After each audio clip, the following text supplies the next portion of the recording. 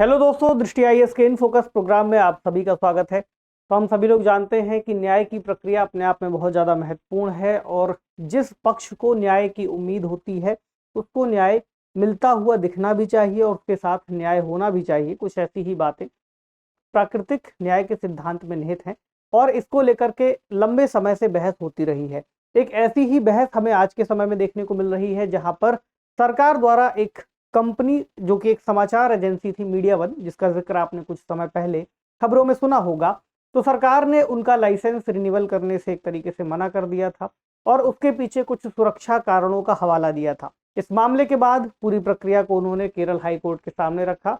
हालांकि हाईकोर्ट ने भी इस मुद्दे पर जो पक्ष लिया वो सरकार का ही पक्ष लिया और उन्होंने कहा कि राष्ट्रीय सुरक्षा के लिए जो दस्तावेज उनके पास सीलबंद लिफाफे में दिए गए थे वे अपने आप में अहम थे। इस आधार पर सरकार का निर्णय सही है और उनकी याचिका को खारिज कर दिया गया। उसके बाद मामला पहुंचता है सुप्रीम कोर्ट और माननीय उच्चतम न्यायालय द्वारा इस मामले पर जो सरकार का पक्ष है उसको खारिज किया गया और फिर उनका जो लाइसेंस था उसको रिन्यूअल करने और उनके ऊपर लगे प्रतिबंधों को हटाए जाने की बात कही।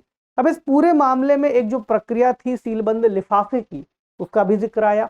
उसके बारे में आज का सेशन हमारा रहेगा और उस पर हम डिस्कस करेंगे क्या क्या बातें हैं जो सुप्रीम कोर्ट ने कही हैं, इसको लेकर के किस तरह के निर्देश हैं और कौन कौन सी बातें हैं जो न्याय की प्रक्रिया से जुड़ती हैं।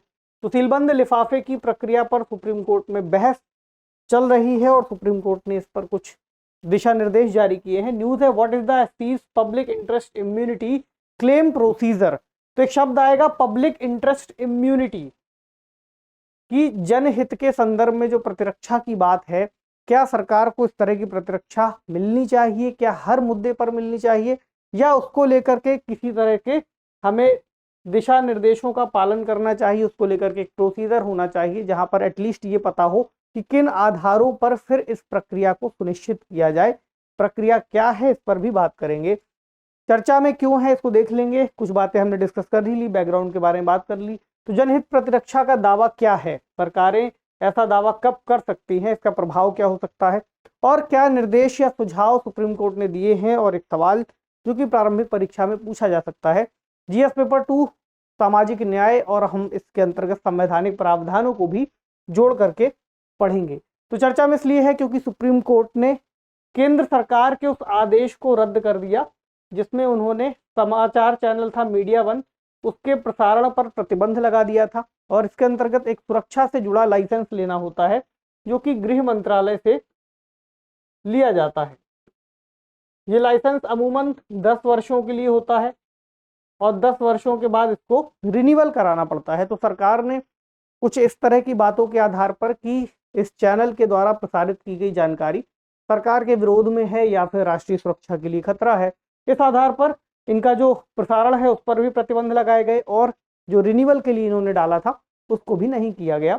तो सुप्रीम कोर्ट ने केरल हाईकोर्ट का 2 मार्च का वह फैसला भी रद्द कर दिया जहां पर इन्होंने सरकार के निर्णय को सही माना था, अभी जो हमने शुरुआत में चर्चा की। इसमें इंफॉर्मेशन एंड ब्रॉडकास्ट मिनिस्ट्री के आदेश को बरकरार रखा गया था हाईकोर्ट के आदेश में। अब हाईकोर्ट ने जो निर्णय दिया था उसमें गृह मंत्रालय की एक सीलबंद लिफाफे की सामग्री पर भरोसा किया था, इस आधार पर इन्होंने जजमेंट दिया। उसके बाद जो कंपनी है वो सुप्रीम कोर्ट पहुंचती है और सुप्रीम कोर्ट के पास निर्णय आता है।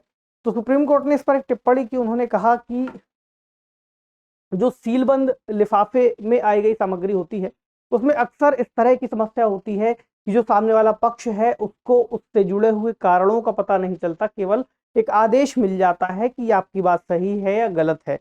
तो सुप्रीम कोर्ट ने अक्सर इस सीलबंद कवर न्यायशास्त्र यानी सील्ड कवर ज्यूरिस्प्रूडेंस पर नाखुशी व्यक्त की है और इससे जुड़े हुए जो कम प्रतिबंधात्मक विकल्प हो सकते हैं उनके बारे में उन्होंने बात की है या इशारा किया है। इसको कहते हैं पब्लिक इंटरेस्ट इम्यूनिटी क्लेम या जनहित प्रतिरक्षा दावा। बेसिकली हम कह सकते हैं कि सरकार राष्ट्रीय सुरक्षा जैसे मुद्दों को ध्यान में रखते हुए इस तरह की प्रक्रिया की बात करती है कि जो मामला है बहुत संवेदनशील है और उससे जुड़े हुए जो पक्ष हैं या फिर जो कंटेंट है वो पब्लिक के सामने ओपनली नहीं लाया जा सकता। इस बिहाफ पर जो न्यायालय है, न्यायालय के पास सीलबंद लिफाफे में उस प्रक्रिया को या उस कंटेंट को भेजा जाता है। उसके बाद फिर जो न्यायालय है वो तय करता है कि आगे किस तरह से उन्हें निर्णय लेने हैं। तो बेसिकली इस पर ही बात की गई है। इसके पीछे जो प्रतिबंधों की बात की गई थी, अगर हम समाचार पत्रों की बात करें तो अनुच्छेद 19(2) के तहत जो युक्त निर्बंधन की बात है वो आती है। हालांकि इस पर भी उच्चतम न्यायालय ने कुछ चर्चा की है। तो जनहित प्रतिरक्षा के दावे किस तरीके से किए जाएं, इसके क्या मानक हों, इस पर सुप्रीम कोर्ट ने क्या निर्णय दिए हैं। तो उन्होंने कहा है राष्ट्रीय सुरक्षा से जुड़े दावों की वैधता निम्न परीक्षण पर आधारित होनी चाहिए। उन्होंने 2 परीक्षणों की बात की है। बेसिकली क्या कहा है, पहला कि क्या यह निष्कर्ष निकालने के लिए जो कंटेंट है वो अवेलेबल है कि जो सूचना है उसका गैर प्रकटीकरण राष्ट्रीय सुरक्षा के हित में है। बेसिकली जो उसमें इंफॉर्मेशन है अगर उसको जनता के सामने नहीं लाया जाएगा, लोगों को नहीं बताया जाएगा, तो क्या वाकई में उससे राष्ट्र की सुरक्षा सुनिश्चित होती है। दूसरा, क्या यथोचित रूप से विवेकशील व्यक्ति रिकॉर्ड में मौजूद सामग्री से समान निष्कर्ष निकालेगा कि सरकार तो चलिए ये बात मान रही है, लेकिन अगर कोई सामान्य विवेकशील व्यक्ति को उस बारे में जानकारी मिलती है तो क्या वह भी वही समान निष्कर्ष निकाल पाता है। तो 2 बातें इन्होंने यहाँ पर कही है कि इस आधार पर फिर हमें परीक्षण करना चाहिए। अब जो मीडिया वन मामला आया था उसमें क्या कहा गया, तो सुप्रीम कोर्ट ने कहा कि सरकार द्वारा अपनाए गए जो साधन है वो आनुपातिकता के मानक को पूरा नहीं करते हैं। जिस तरीके से उन्होंने चीजों को किया है वो ठीक नहीं है। दूसरा, सुरक्षा मंजूरी से इनकार करने के कारणों के सारांश का खुलासा न करना अपने आप में ठीक बात नहीं है।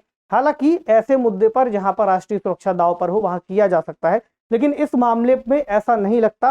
तो इससे एक शब्द आएगा, the core irreducible minimum of procedural guarantees. इसका मतलब होता है, एक टर्म है जिसको आप ऐसे समझ सकते हैं कि एक तरीके से ये वादा किया जाता है कि किसी भी मामले में, किसी भी न्यायिक सुनवाई के दौरान जो 2 पक्ष हैं, दोनों पक्षों को उस मामले से जुड़ी हुई सभी बातों का या सभी न्याय के पक्षों को जानने का अवसर दिया जाएगा।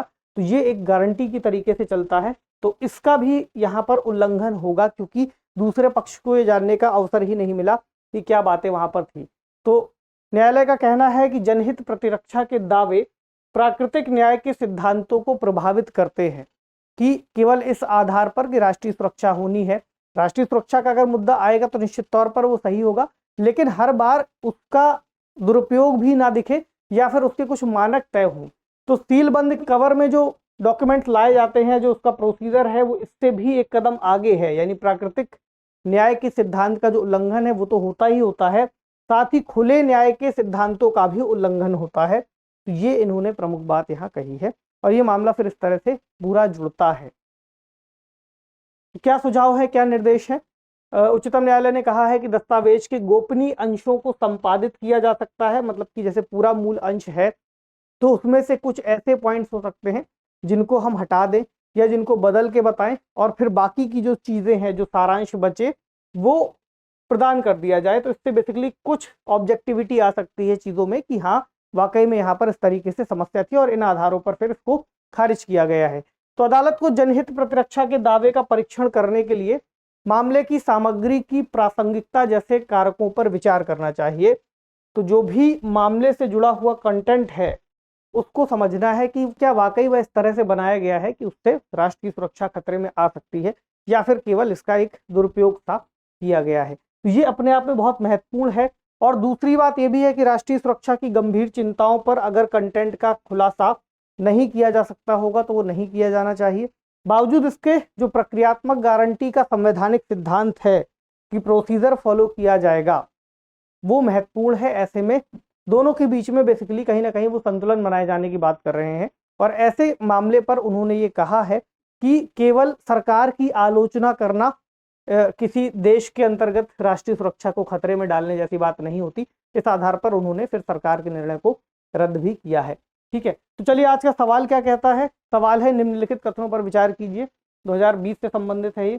तो भारत का संविधान संघवाद, धर्मनिरपेक्षता, मौलिक अधिकारों और लोकतंत्र के संबंध में अपनी मूल संरचना को परिभाषित करता है। दूसरा, भारत का संविधान नागरिकों की स्वतंत्रता की रक्षा करने और उन आदर्शों को संरक्षित करने हेतु न्यायिक समीक्षा प्रदान करता है जिस पर संविधान आधारित है। तो आपको बताना है कि कौन सा कथन यहाँ पर सही है। और जब भी कभी ऐसा कोई प्रश्न आएगा, इस आधार पर भी जो न्याय प्रणाली है और न्यायिक संरचना है उस पर जनता का भरोसा बना रहे और जो शक्तियों का एक विकेंद्रीकरण किया गया है, कार्यपालिका, विधायिका और न्यायपालिका, वो ठीक तरह से कार्य करते रहें और इसके आधार पर जो लोकतंत्र का चौथा स्तंभ माना जाता है मीडिया, उसकी भी स्वतंत्रता बाधित ना हो। तो आप इसका उत्तर कमेंट सेक्शन में दीजिएगा, फिर अगले सेशन में मिलते हैं आपसे और इसका जो भी सही उत्तर होगा वो देखेंगे कि किसका उत्तर सही निकलता है। मिलते हैं, पढ़ते रहिए, ख्याल रखिए, शुक्रिया।